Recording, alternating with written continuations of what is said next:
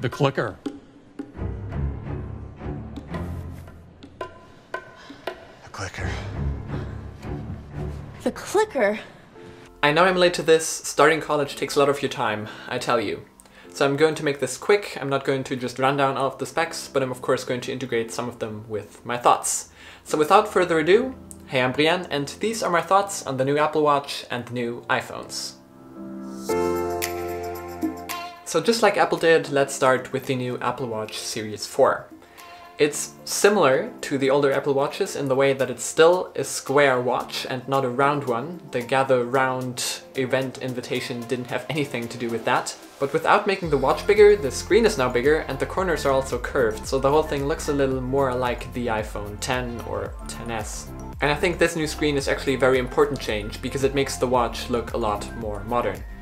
Now on the back there's also a new electrical heart rate sensor that enables the watch to take a full EC or EKG, depending on how you want to call it. So that's actually a very huge thing, because normally to take an ECG you need to go to the doctor and have all of these electrodes attached to you, and now you just have to put your finger on your watch and it will take an ECG on the go. That's very cool and probably also a very good thing for a lot of people that need those kinds of things. The Apple Watch also now has fall detection, so it can actually detect when you fall and then call emergency services when you're laying on the ground and can't do that yourself anymore. And in general, the Apple Watch has turned from a gimmicky gadget into more of an actual useful health device, which I find pretty cool because it replaces a lot of things that were a hassle and that you need to go to the doctor for.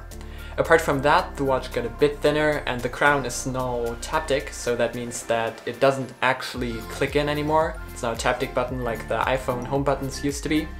But that's basically all the changes that happened. And Apple killed all of the finishes except for aluminium and stainless steel, which I guess makes sense because those were too expensive anyway. And I also think the prices are very humane, because the bigger watch that most people are going to get is only $30/euros more expensive than the smaller version. There's now not 38 and 42mm, but 40 and 44mm. Of course the watches are the same size, just the screens are bigger. And the LTE version is $100 more. So it's $529 for an aluminium watch with LTE, and I think that's a pretty manageable price still. Now let's come to the things that aren't at a manageable price anymore. The new iPhone XS and XS Max. It's not really the best naming scheme ever because everybody's going to call it the XS, let's face it, because everybody called it the X last year. And you definitely need an excess of money to afford this phone. And XS Max also just sounds like it's an extra small maximum phone. It just doesn't make any sense. I don't know why Apple picked these names. But anyway, of course not a lot changed because this is an S release. The screen is a little more colorful, and a lot of people actually got confused with the 120Hz touch sensing that Apple mentioned in the presentation. No, it's not a 120Hz screen. It's still the same refresh rate as last year, so 60Hz. And we also had a 120Hz refreshing touch layer last year, so nothing really changed, but that only means that the touch layer of the iPhone refreshes at 120Hz, so your inputs are registered a bit faster, but the screen isn't actually faster. Now, there's of course also a new chip in this phone, the Apple A12 Bionic, and Apple said that it's the first 7nm chip, which is technically not right because Huawei announced their Kirin 980 at IFA earlier this month. That's also a 7nm chip. But I guess Apple has the first 7nm chip that's in a phone that you can actually hold in your hands, because the Kirin 980 is only going to be in the Huawei Mate 20, which is going to launch next month. And of course that chip is a bit faster, but iPhones are already so fast that it won't really make a huge difference. Now, the new iPhones also have IP68 certification instead of IP67. It's not really a big deal because the iPhone X was already so water resistant that it was basically IP68, it just wasn't rated for it. But now it is actually tested for full submersion, and actually also in salt water, which is a big deal because most phones can't withstand that. The new iPhones also now have an embedded eSIM, which means that you have full dual SIM capability with the eSIM and the standard physical SIM, which I find really cool, because that means that Apple is now bringing dual SIM to the mainstream. It's like with all the features that Apple adopts, all other manufacturers slowly adopt too. So it's really cool that dual SIM is finally going more mainstream because it's something that I use every day on my OnePlus 6 and it makes your phone contract a lot cheaper. There's of course also a new main camera on the back. The telephoto camera didn't change, that's the same as last year, but the main camera is different, and Apple now has a new smart HDR feature that takes a lot of different pictures and combines them to get the best result. This is pretty similar to what Google does with the Pixel phones, and it's hopefully going to lead to a lot better pictures. Now, of course, the new phones look the same, so the only way you're going to be able to tell that you have the iPhone XS is not by an S on the back, because that doesn't exist, only by the new gold color that is only available on the XS. I think it looks really nice. And the XS Max, of course, is going to be recognizable by its bigger size, because it now has a 6.5-inch display, and it's actually the same size as the old iPhone Plus models. And I think that screen size is going to be very cool, because I always thought that the iPhone X was a little small, so a bigger version of that is just nicer. Though of course that will come at a steep premium. But of course the actual new iPhone this year is the iPhone XR. I guess it's R because the letter R comes before S. OnePlus also kind of one-upped Apple with the T, so I guess Apple downgraded themselves with the R. Makes sense because it's a lower-end phone than the S. It's largely the same as the iPhone XS. It has the same internals with the new A12 Bionic chip, but it does come in a few new nice colors. In yellow, blue, coral, which is kind of an orange color, and also product red, which looks very striking in my opinion. That's a very beautiful phone, and we also get it right away. And there's of course also black and white. But there are of course a few cuts from the XS. It has only one camera on the back, but it does still support the depth effects of the iPhone XS, so I don't really know why we even still need two cameras on the XS. The only thing you're missing out on the iPhone XR is on the lossless zoom, which I don't really find that important, so the camera is basically the same, it's even the same sensor. It's also only IP67 certified, but as I mentioned before, the iPhone X was also only IP67, and that was basically to IP68 standards, just not tested, so I wouldn't say that the iPhone XR is any less water resistant. But what is the most important thing that is worse on the iPhone XR is of course the screen.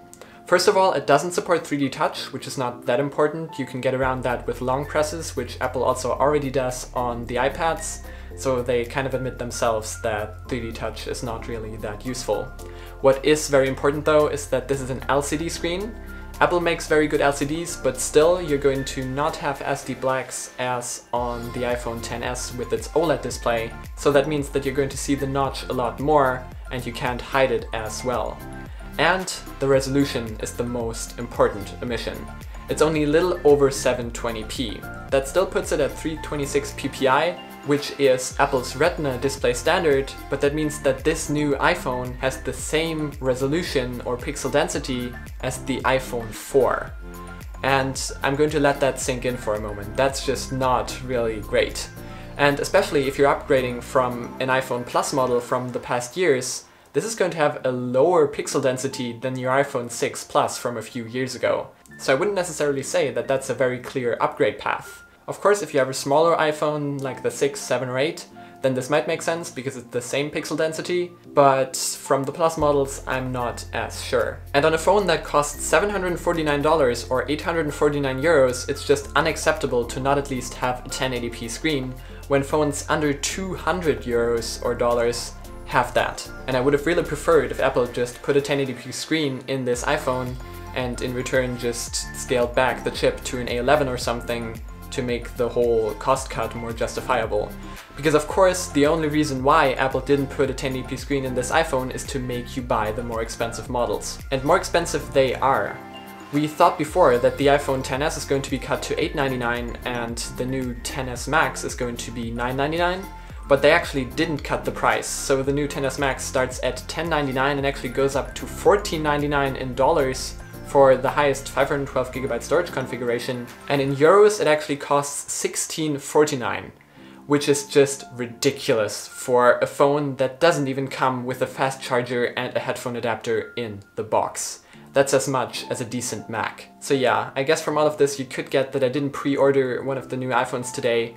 I just think that they're way overpriced and getting more and more overpriced for what Apple offers. $1649 without essential accessories is just unacceptable, and I think that that's going to be a very high criticism in a lot of reviews. But despite the not so nice screen, I think that the iPhone XR will be a very well-selling phone. With all of the nice colors, I think this is a better take at the iPhone 5C that Apple tried a few years ago, and I think this time it's actually going to work. Because there are not too many cuts, and I think that a lot of people are going to overlook the display. Especially because they're probably not going to be able to tell in the store, and it looks the same as the more expensive iPhone XS. So these were my quick thoughts on the iPhone XS, XS Max, the iPhone XR and the new Apple Watch Series 4. Of course, we didn't get any new iPad Pros and any new MacBooks, but I would say that those new MacBooks and iPad Pros are going to come at an event in October then, because there are already so many leaks, they can't be that far out. If you enjoyed this video, you know which buttons to press, and don't forget to press that follow button on Twitter.